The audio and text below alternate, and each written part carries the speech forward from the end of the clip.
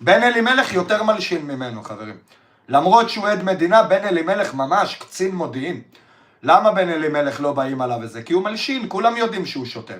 גם הוא מגיש תלונות במשטרה, גם הוא, אבל הוא באמת מלשין, הוא עובד בזה. בן קצין מודיעין, בן מביא סוחרי סמים בטבריה, מפיל אותם. מלשין, לא יוצא, יש לו איזה קרוון.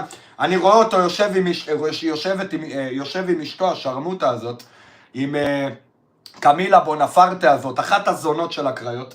יושב איתה, חברים, דפק דמעה בעין. רגע, נשים פה קצת אפר, חברים, ככה. חברים, גבולות חדשים, אחים שלי. הגעתם לגבולות חדשים עם בן אלימלך. קמילה! קמילה, תראי מה ילדה אמרה, קמילה! אני רואה אותם, חברים, באמא שלי יושבים ביום שישי בצהריים, היא אומרת לו, בן, בוא נלך קצת לים. עזבי אותך, מה יש לעשות בים? בואי נשב פה בחצר, אשפריץ עליך מים עם צינור. בואי נשפוך עליך מים עם צינור, שב פה בפרדה, אשפוך עליך מים עם צינור. הבן זונה הזה מבשל אוכל על נר נשמה, חברים. מבשל אוכל על נר נשמה, הוא חי בתנאים יותר גרועים מהמנהרות של החמאס. אני בן זונה אם לא, חברים. יש לו עצים בבית של פירות, משם הוא כותב את הלימונים, את העגבניות לחיות. אני קמילה, בוא נלפריץ עליך עם צינור. אם היית יודע כמה צינורות השפריצו על אשתך השרמוטה הזאת, לא היית מקריב אליה צינור בחיים. היא בטראומה מצינורות, היא המטומטם. היא רואה צינור, היא נזכרת בכל הבולבולים שזיינו אותה, היא נכנסת להלם, יא דפוק, בן. איך אתה מביא לה עוד צינור? אתה יודע איזה צינורות היא קיבלה בחיים שלה? כמו כל צינור. חברים שלי זיינו אותה וצילמו את זה במדרגות, חברים. במאור עיניי, אחים שלי, אתם יודעים, אני לא שקרן. זיינו אותה ככה, שהיא מוצצת לבן אדם, ומישהו אחר מביא לה בתחת ומצלמים אותה.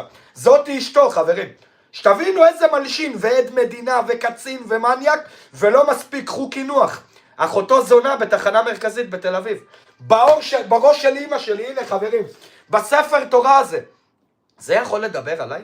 אחותו זונה, חברים, זונה פעילה של 50 שקל.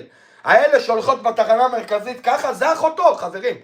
אחותו, יום אחד הוא מתקשר אליי, מה הוא אומר לי?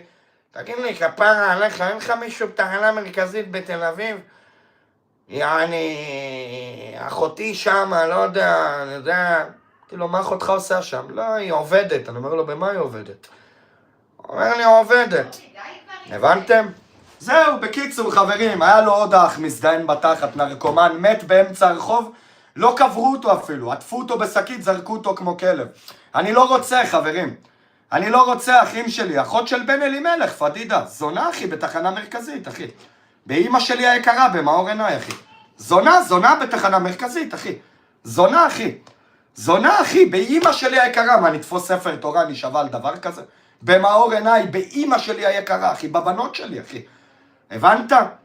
סתם, אחי. באלוהים, שתבין מה אני אומר לך, יעני. שתבין איזה רמה, איזה גועל, אחי. הבנת? זה האמת, מה לעשות, חברים? מה זה? זה האמת, חברים. הבנת? היא בנווה שאנן, כן, יוסף, אני יודע, אחי, בנווה שאנן. אתם כבר מכירים, מה אתם משחקים לי אותה עכשיו, כאילו אני חידשתי לכם. לא חידשתי כלום, ומי שיודע, יודע, חברים. וזהו, והיא בסך הכל אישה מסכנה, חברים. היא בסך הכל אישה מסכנה. היא, אתם יודעים. לא היא משמור, חברים, אישה חולה. אישה חולה, חברים. כל המשפחה שם כאלה, הבנתם?